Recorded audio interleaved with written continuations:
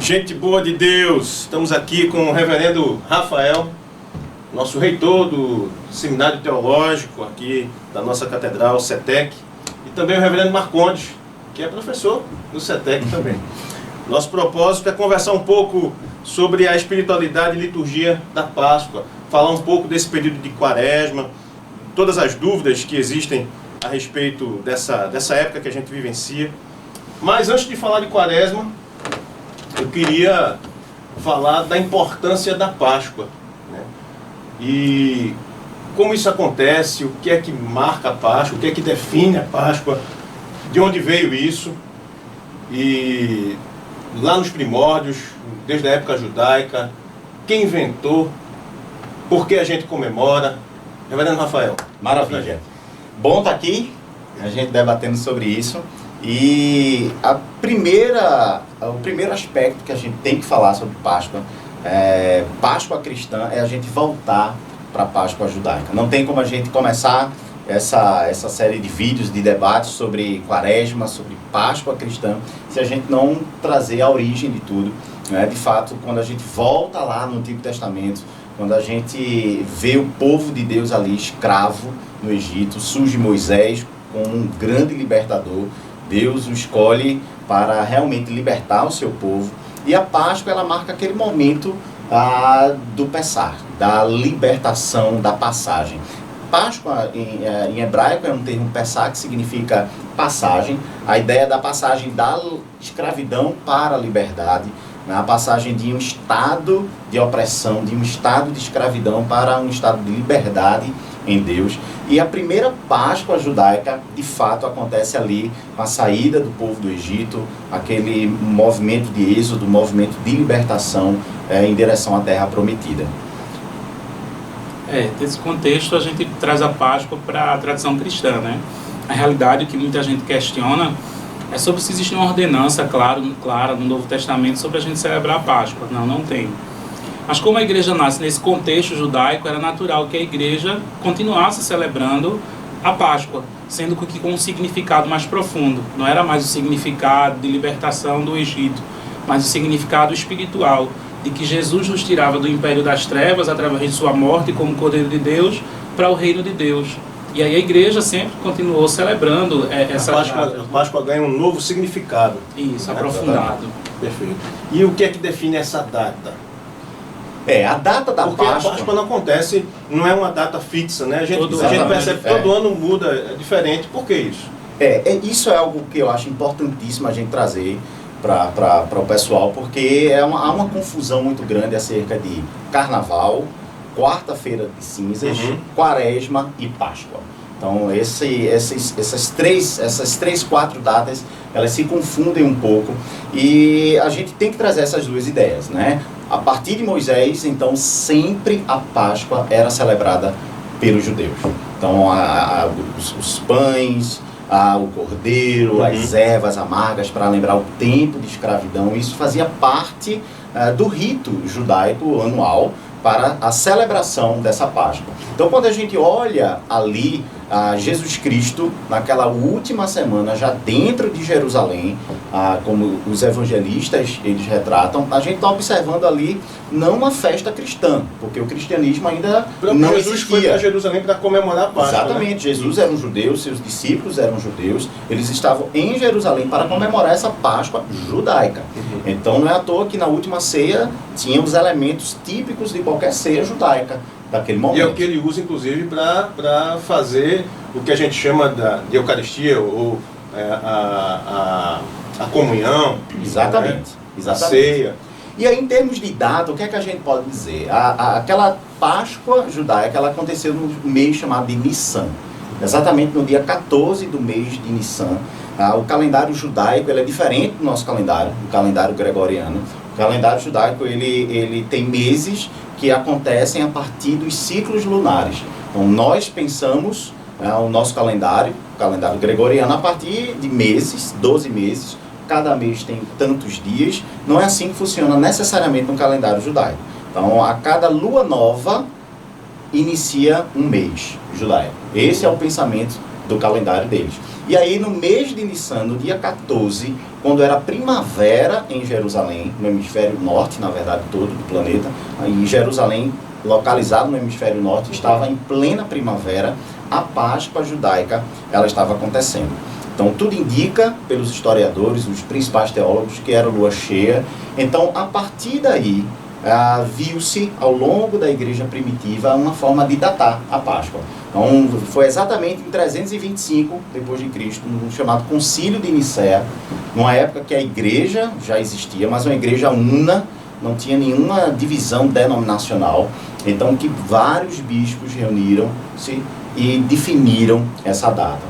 Ou seja, olhando aqui para o nosso calendário gregoriano, o equivalente ao mês de Nissan seria entre o mês de março e abril. Então, o que foi definido para datar a Páscoa? O primeiro domingo, depois da primeira lua cheia da primavera, do equinócio vernal chamado, aquele domingo é o domingo da Páscoa. Então, dia 21 de março, a gente tem o início da primavera no hemisfério norte. No nosso caso aqui no Brasil é outono, mas lá no hemisfério norte, Jerusalém é o centro, é a referência para essa datação, é primavera. Então, a partir do dia 21 de março, quando já é primavera em Jerusalém, você pensa na primeira lua cheia que vai aparecer, e no domingo seguinte àquela lua cheia, aquele é o domingo de Páscoa. Então essa é a forma que o mundo usa para datar a Páscoa. E a partir desse domingo nós voltamos aí, tecnicamente, 46 ou 47 dias, não é? Porque tiramos os domingos. Se você tirar os domingos, ficam uns 40 dias, não é? Para um determinado momento, que é a quarta-feira de cinzas. Então a quarta-feira de cinzas, ela é o início dessas comemorações pascais, que aí é a quaresma. Quarta-feira de cinzas não é o final do carnaval, mas quarta-feira de cinzas é o início desse tempo quaresmal. Então é essa forma de datação que a gente tem até hoje para encontrar o domingo da Páscoa. Reverendo Marcondes, Sim. E quaresma para a gente, qual o significado? Assim como na Páscoa do Antigo Testamento existia esse tempo de preparação ritual, né, para a Páscoa, os judeus tinham toda uma preparação, os primeiros cristãos começavam a criar uma espécie de preparação também para a Páscoa. Normalmente os batismos aconteciam na Páscoa. Então se entendia que, como preparação para o batismo, as pessoas deveriam jejuar, dedicar um tempo reservado a Deus, de introspecção, de confissão de pecado, de uma reflexão sobre a antiga vida. E foi nesse contexto que nasce a quaresma, né? Como o reverendo Rafael falou, isso nasce como um recurso didático para ensinar a igreja como se preparar para a celebração da Páscoa num período em que a igreja era uma só. Então não pode dizer assim, às vezes as pessoas falam, mas isso não é coisa de católico romano, isso não é coisa de católico ortodoxo, não, isso é coisa da igreja. Ou de igreja sacramental somente. Ou de igreja sacramental somente, não, isso é de uma época em que a igreja era uma só, não existia divisão. Porque tem igrejas que não levam em consideração, não celebram, né? E cada vez menos, assim, hoje em dia, até as igrejas muito mais novas e modernas, elas já começam a observar o tempo quaresmal e construir série de sermões, sermões de quaresma, sermões de preparação para a Páscoa, e muitas que não têm liturgia para preencher o espaço vazio, porque o ser humano, ele é litúrgico por natureza. A gente vive de rituais, a gente acorda de manhã e a gente precisa repetir rotinas. As igrejas que dizem eu não gosto de liturgia, elas estão criando campanhas de 40 dias de jejum com o propósito disso, com o propósito daquilo. Coincidentemente, nesse mesmo período dos 40 dias de quaresma, as pessoas criam o jejum de Daniel, o jejum de Sequeira. Eu acho interessante porque tem igreja que às vezes não leva em consideração a Páscoa, mas faz esses programas de jejum, por exemplo, de um período e tal. Exato. E aí entra em contraponto, quer dizer, com a quaresma, não comemora a quaresma, mas em contrapartida faz um período de jejum em outra época do ano. Em qualquer época do ano. Pois é, e não seria a mesma coisa? Né? Você abre mão de uma coisa, mas acaba fazendo outra que seria a mesma. Eu tive até um Twitter que causou uma polêmica semana passada. É polêmica, né? Uma boa polêmica, né? Sou um digital influencer, né? E aí tem uma publicação chamada O Lecionário, que é bem famosa no Brasil todo. E aí eu fiz um Twitter assim, esse domingo as igrejas que são contra o calendário litúrgico estarão celebrando o Dia da Mulher. Ironicamente, uma data secular. Sim. Em nome do Sola Escritura, que eu só devo observar aquilo que a Escritura ordena, eu rejeito uma tradição da igreja e coloco uma data do calendário não cristão, secular, que independente do contexto que nasceu e coisa e tal, que se discute. Mas quando eu tuitei, a intenção não era dizer que não valia comemorar o Dia da Mulher, era dizer assim, por que é que você aceita comemorar o Dia da Mulher e não aceita celebrar a Quaresma? Entende? Uma coisa não exclui outra, mas por que você só é sola escritura para umas coisas e para outras não? Você é tão cri-cri com outras coisas e não existe um problema com isso. E como você falou sobre a pergunta da origem bíblica, a gente não tem aquela coisa de dizer assim, onde é que tem um versículo exato ordenando isso? A palavra de Deus, a gente tem que ver mais o espírito por trás da letra do que a letra, porque a letra mata, mas o espírito vivifica. Então o espírito por trás da letra, as escrituras sempre nos incentivam a nos reservar, a buscar a Deus, a ter períodos de reserva, de deserto. E esses períodos de deserto estão sempre lá na Bíblia. O profeta Elias ficou 40 dias no Monte Horebe. Jesus ficou 40 dias no deserto. Moisés ficou 40 dias com Deus no Monte Sinai. Noé ficou 40 dias dentro da arca. Para começar algo novo na vida dele. Então esse número 40 não está ali por acaso. Os judeus gostam muito dessa coisa de números. Exato. Então 40 indica um tempo de transformação e de mudança para o renascimento da Páscoa.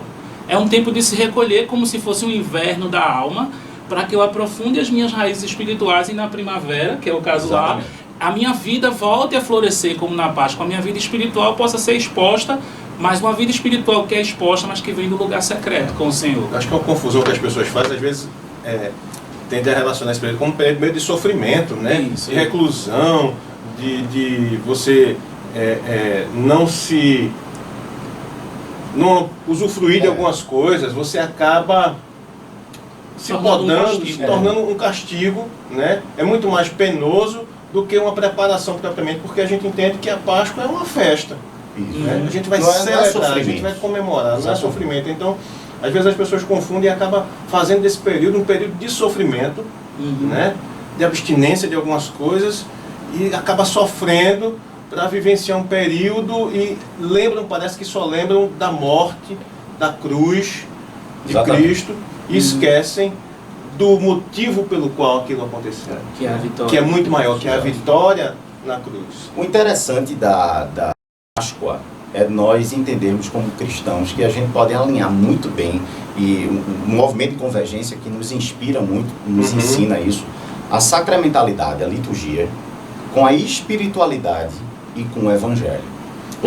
Não adianta só uma coisa e esquecer da outra, né? Se a gente tomar a Bíblia como a palavra de Deus, mas se a gente tomar a espiritualidade por trás disso, e como as questões litúrgicas e sacramentais nos ajudam na espiritualidade, a gente consegue ter uma vida cristã, uma ética cristã, um pensamento cristão mais autêntico. Então, quando você tem a Páscoa, onde toda a cristandade, independente se é ortodoxa, se é católica romana ou as diversas correntes protestantes, comemoram a vitória de Cristo sobre a morte. Isso aí é uníssono, todos concordam com isso.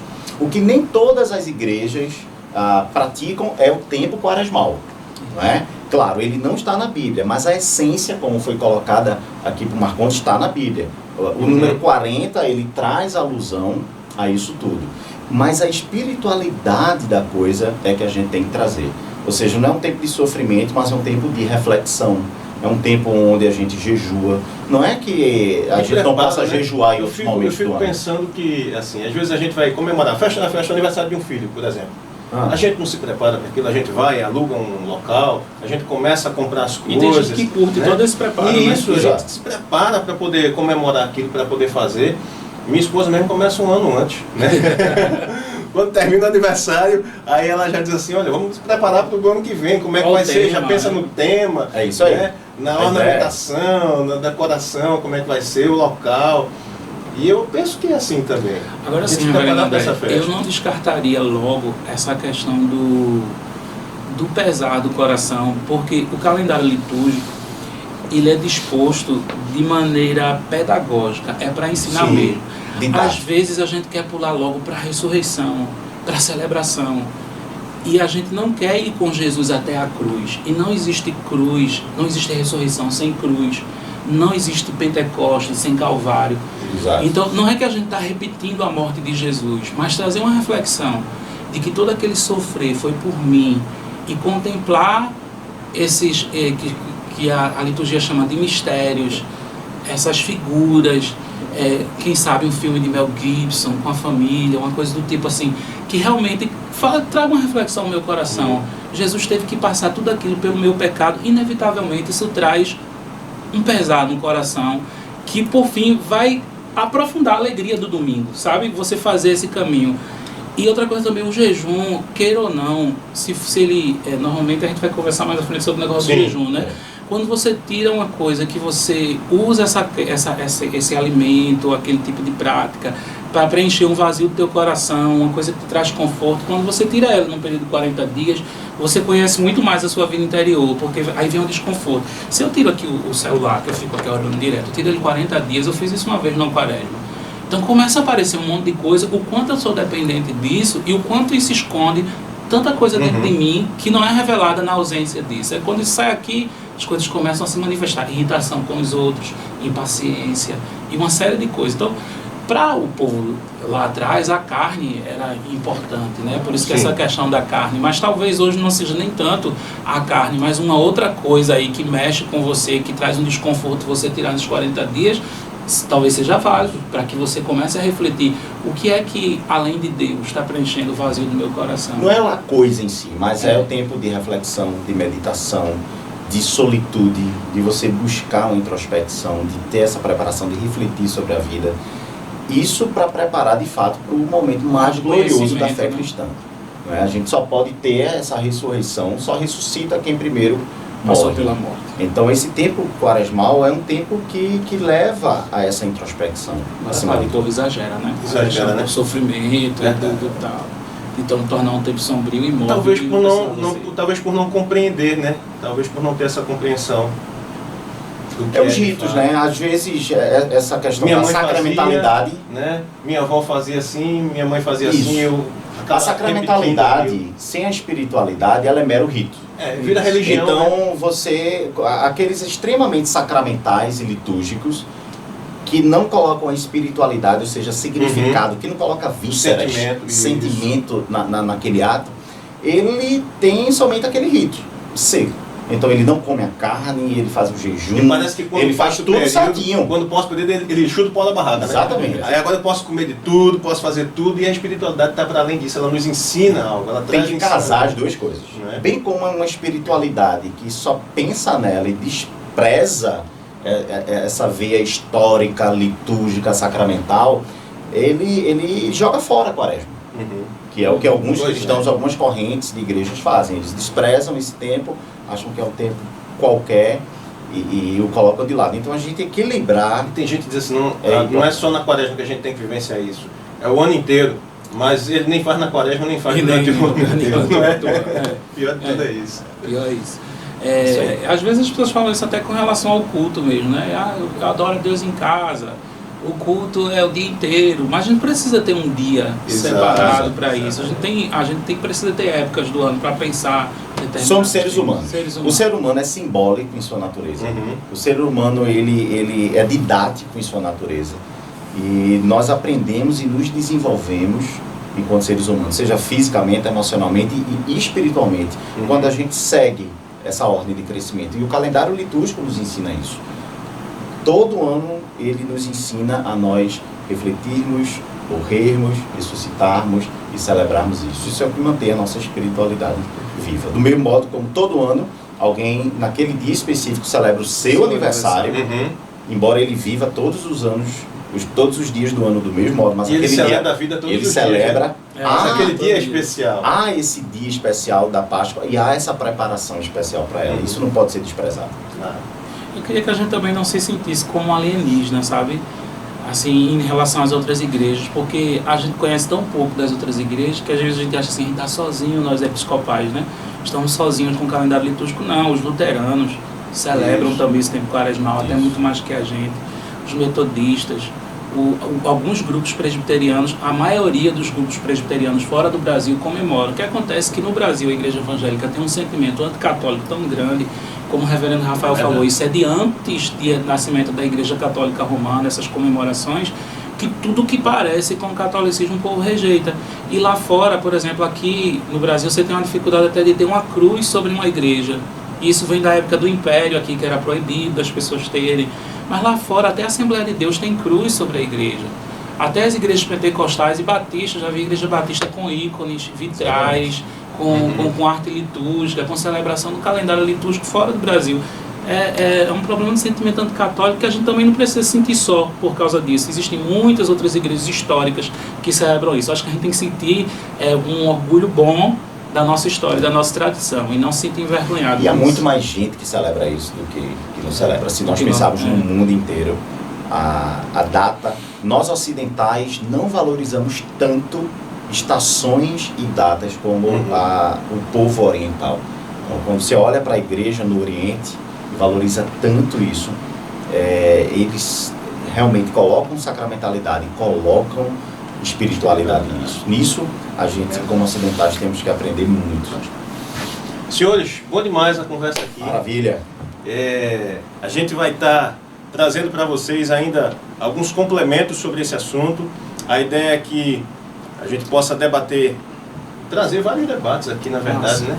Vocês vão ser sempre bem-vindos. Esse é o primeiro de muitos, se Deus quiser. Nós vamos falar no próximo, mais especificamente sobre Quaresma, e aí sim, a gente vai tirar todas as dúvidas, esclarecer o que pode comer, o que não pode, né? Porque esse 40, pode ser menos de 40, mais de 40, enfim, a gente vai trazer esses esclarecimentos todos aqui. Vai ser um bate-papo muito bom, e dá uma curtida aí nesse vídeo, acompanhe brevemente novidade para vocês. Tchau. Considerações finais temos? Não, vamos nos aproximar. Eu já sei o que o reverendo Marcondes vai dizer. Ele vai dizer assim: me siga nas redes sociais. Siga nas minhas redes sociais, @Marcondes, 3S lá. 3S é de quê? Salvo, sentado, satisfeito? Eu tenho muita novidade para você. Não, corta isso aí.